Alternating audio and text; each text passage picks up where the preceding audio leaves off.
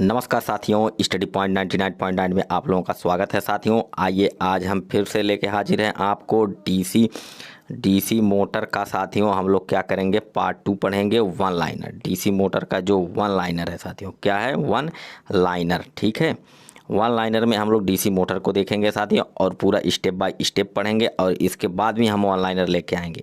यह वीडियो उन लोगों के लिए खास है जो इलेक्ट्रीशियन ट्रेड से तैयारी करते हैं। किससे तैयारी करते हैं साथियों? इलेक्ट्रीशियन और इलेक्ट्रिकल।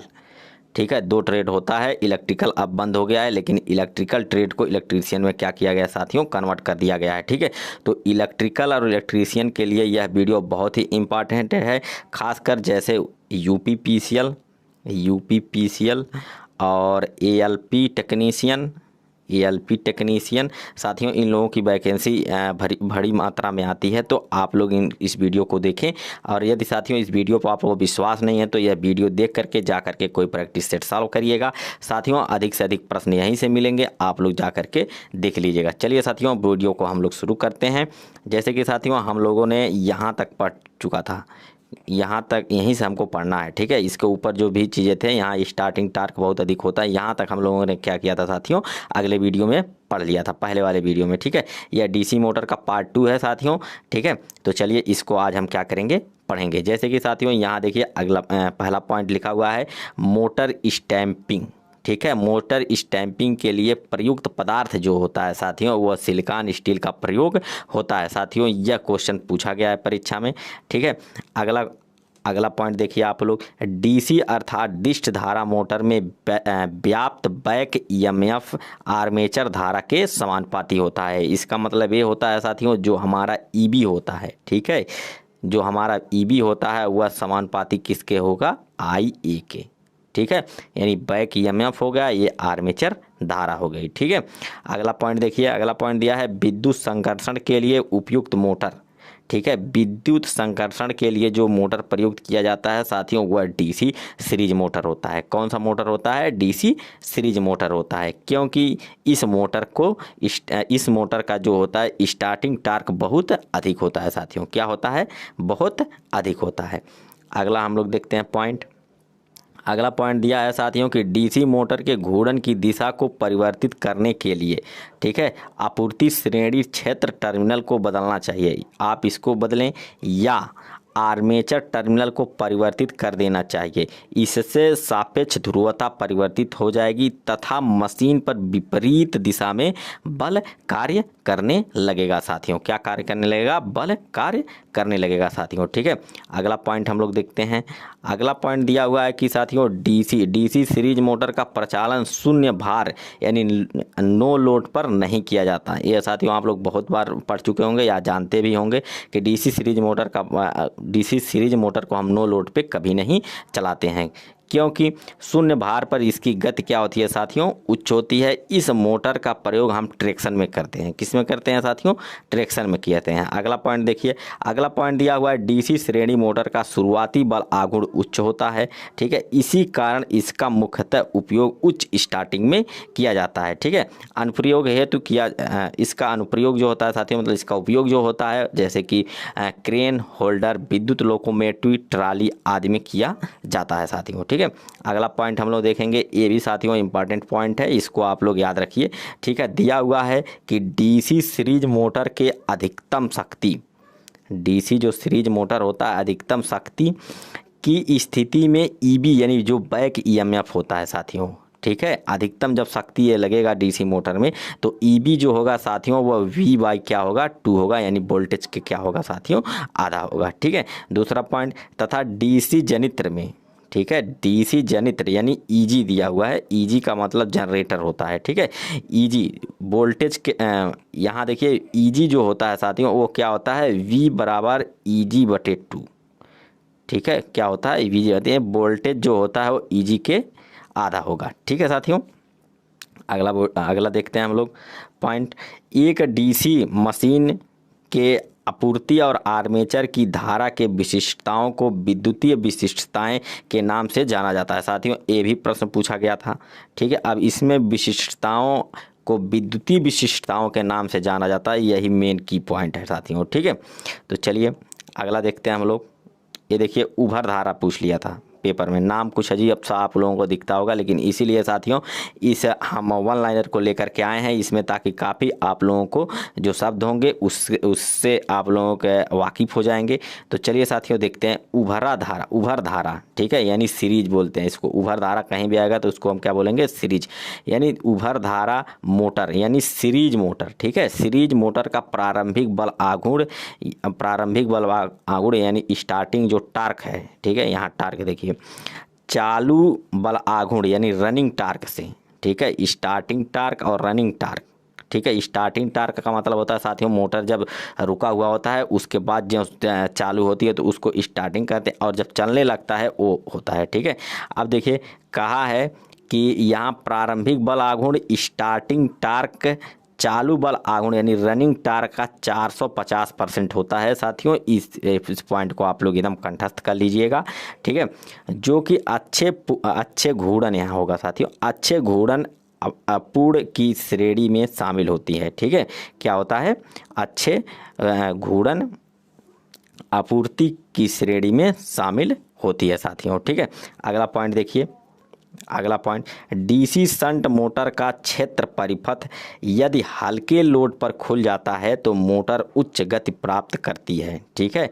ये चीज़ ध्यान रखिएगा। अगर डीसी शंट मोटर है उसका क्षेत्र परिपथ यानी क्षेत्र कुंडली जो होती है यदि हल्के लोड पर खुल जाए, ठीक है, तो वह सीरीज मोटर की भांति काम करने लगता है। कैसा काम करने लगता है, सीरीज मोटर की तरह काम करने लगता है, क्योंकि ये आपका शंट मोटर है ना, तो जब एक इसमें खुल जाएगा, क्षेत्र वाइंडिंग खुल जाता है तो सीरीज मोटर के भांति काम करने लगता है। इसलिए मोटर क्या होता है, उच्च गति प्राप्त कर लेती है। क्या कर लेती है साथियों, उच्च गति प्राप्त कर लेती है। अगला पॉइंट देखिए आप लोग, डीसी शंट मोटर की सामान्य गति से उच्च गति प्राप्त करने के लिए फील्ड नियंत्रित विधि का प्रयोग किया जाता है, ठीक है।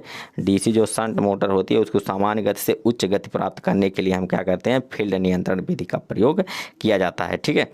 अगला पॉइंट देखिए, अगला पॉइंट, एक डीसी शंट मोटर जो स्थिर गति की मोटर कहलाती है, ठीक है। जो भी शंट मोटर होती है वह स्थिर गति की मोटर कहलाती है साथियों, ठीक है, क्योंकि इसकी जो गति होती है क्या होती है, लगभग स्थिर होती है।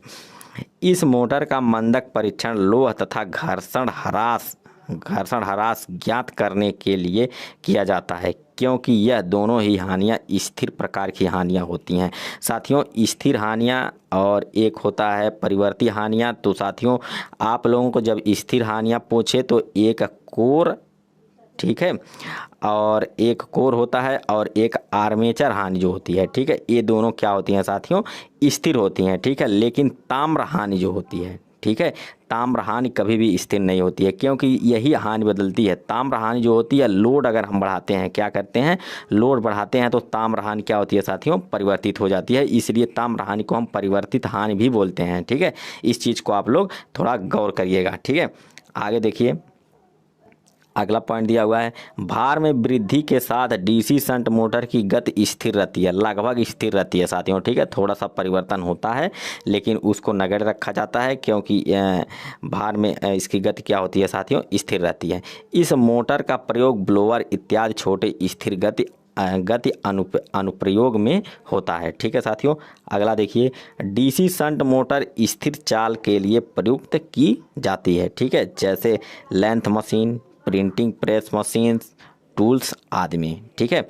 अगला पॉइंट देखिए, अगला पॉइंट दिया हुआ है, डीसी शंट मोटर की गति लोड पर निर्भर नहीं करती, ठीक है। मतलब ये लोड अगर हम बढ़ाते हैं तो इसकी गति निर्भर नहीं करेगी, लेकिन अचानक लोड बढ़ाते जाएं तो एक बैग मोटर क्या होगी साथियों, बंद हो जाएगी, ठीक है। अगला पॉइंट देखते हैं हम लोग,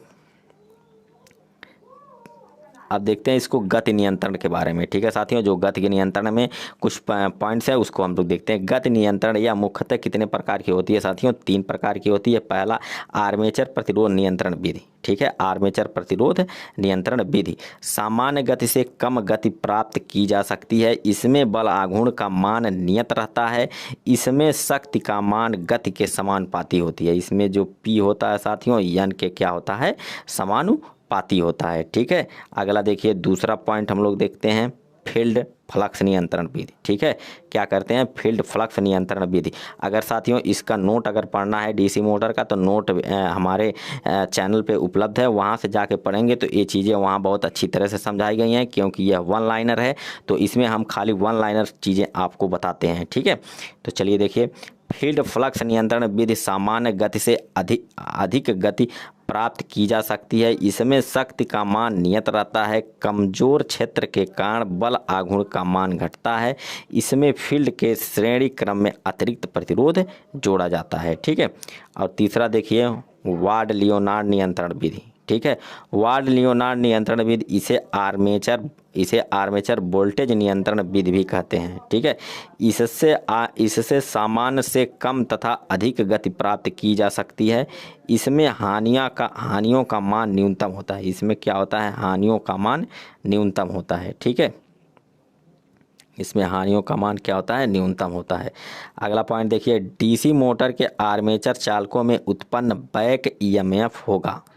क्या होता है, डीसी मोटर के आर्मेचर चालकों में बैक ईएमएफ होगा, जो ईबी बराबर होता है V minus I A into R A. ठीक है, क्या होता है साथियों, ईबी बराबर, इसको ध्यान दीजिएगा आप लोग, ईबी बराबर होता है V minus I A into R A. लेकिन अगर ईजी आ जाए तो यहाँ क्या होगा, प्लस होगा, क्योंकि ये जनरेटर के लिए सूत्र हो जाएगा। ठीक, अगला देखिए, अगला point, cumulative compound DC motor का लोड बढ़ने पर टार्क क्या होता है साथियों, टार्क बढ़ता है तथा गति क्या हो जाती है, कम हो जाती है। ठीक है, किसका, कम्युलेटिव कंपाउंड डीसी मोटर का। ठीक है, यहाँ देखिए, अंतर्धोतक रूप से संयोजित मोटर में स्व लोडिंग की क्षमता अधिकतम होती है। जहां स्व लोडिंग से तात्पर्य एक समय अंतराल में उचित भार के मान को समायोजित करना है, अर्थात ऐसी युक्ति भार को स्वतः संतुलित कर देती है। ठीक है, अगला देखिए, अगला पॉइंट दिया हुआ है। अगला पॉइंट दिया है कि विभेदी यौगिक डीसी मोटर का उपयोग केवल प्रयोगात्मक और अनुसंधान कार्य में किया जाता है, क्योंकि इस प्रकार की मोटर में लोड वृद्धि के साथ विद्युत वाहक बल क्या होता है साथियों, घटता है। क्या होता है, विद्युत वाहक बल घटता है। ठीक है, इसका यूज खाली हम प्रयोगशाला में करते हैं, किसका, विभेदी संयोजित मोटर का। ठीक है, देखिए यहाँ भी अगला पॉइंट देखिए, विभेदी संयोजित मोटर का स्टार्ट करते समय श्रेणी क्षेत्र लघुपथित करने का कारण है घूर्णन दिशा को उचित दिशा में बनाए रखना। विभेदी संयोजित मोटर में दोनों फ्लक्स आपस में विभेदी प्रकार के होते हैं। ठीक है, अगला देखते हैं स्टार्टर हम लोग। यहाँ देखिए डीसी स्टार्टर का प्रतिरोध शुरू करने के लिए यूरेका पदार्थ का उपयोग किया जाता है। ठीक है, इसका जो प्रतिरोध है उसको शुरू करने के लिए हम क्या करते हैं, यूरेका पदार्थ का प्रयोग करते हैं। यहाँ देखिए डीसी मोटर प्रत्यावर्तक का मतलब स्टार्टर होता है साथियों, इस चीज़ को ध्यान दीजिएगा। प्रायः 3 प्रकार की होती है। क्या होती है, प्रायः 3 प्रकार की होती है। पहला 2 बिंदु प्रवर्तक, ठीक है, केवल डीसी सीरीज मोटर के लिए। अगला है, ये हो गया, अगला है 3 बिंदु प्रवर्तक डीसी शंट तथा कंपाउंड मोटर के लिए। 4 बिंदु, तीसरा है 4 बिंदु प्रवर्तक डीसी शंट तथा कंपाउंड मोटर के लिए। ठीक है साथियों, 4 बिंदु जो प्रवर्तक यानी 4 बिंदु स्टार्टर होता है डीसी शंट तथा कंपाउंड मोटर के लिए होता है। साथियों कभी कभी परीक्षाओं में 1 बिंदु स्टार्टर भी पूछ दिया जाता है, तो 1 बिंदु स्टार्टर नहीं होता है, इस चीज़ को आप लोग ध्यान रखिएगा। ठीक है, अगला देखिए, अगला लिखा हुआ है प्रारंभ के समय दृष्टकारी मोटर का प्रतिरोध कुछ ओम होता है। ठीक है, प्रारंभन जब मोटर चालू होता है, ठीक है, उसके समय दृष्टकारी मोटर का जो प्रतिरोध होता है वह कुछ ओम ही होता है। ठीक है, स्टार्टिंग के समय मोटर के आर्मेचर टर्मिनल पर विकसित काउंटर विद्युत वाहक बल का मान क्या होता है साथियों, 0 होता है। ठीक है, अगला देखिए, जब मोटर स्थिर अवस्था में होती है तो इसमें बैक ईएमएफ का मान 0 होता है। ठीक है, ये भी बहुत बार परीक्षा में पूछा गया है। ठीक है, तो अगला देखिए, जब मोटर चालू की जाती है तब तुरंत पश्च बैक ईएमएफ का मान 0 होता है। मतलब या मोटर स्थिर अवस्था में या मोटर जब चालू करने की अवस्था में तब तक भी इसका मान क्या होता है, 0 होता है। मोटर के साथ एक डीसी चालक को वांछित गति पर संचालन हेतु चर डीसी वोल्टता प्रदान करने के लिए नियोजित किया जाता है। ठीक है,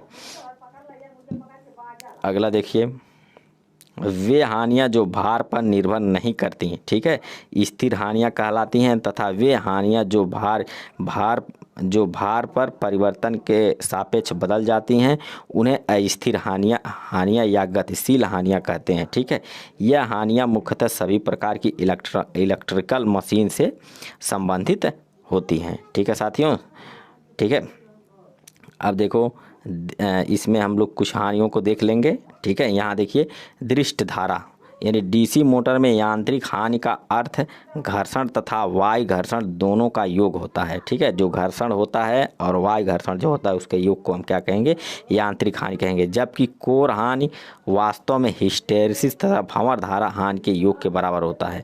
हिस्टैरिसीस और भंवर धारा की हानि जो होती है उसके योग के बराबर क्या होगा साथियों, कोर हानि होगा। ठीक है, अदृष्टकारी मोटर में कॉपर हानि में परिवर्तन भार में परिवर्तन होता है। ठीक है, मतलब जो दृष्ट मोटर होता है साथियों, अगर कॉपर हानि में परिवर्तन होता है तो अगर भार में परिवर्तन होगा तो इसका कॉपर हानि इसमें क्या होगा, परिवर्तन होने लगेगा साथियों। ठीक है, अगला देखिए, अगला साथियों यहाँ तक दिया हुआ है, डीसी मोटर का अनुपात ईबी बटे क्या होता है साथियों, वी होता है। इसकी दक्षता जो होती है संकेतात्मक होती है। क्या होता है, संकेतक होता है। इसकी दक्षता जो होती है संकेतक होता है साथियों।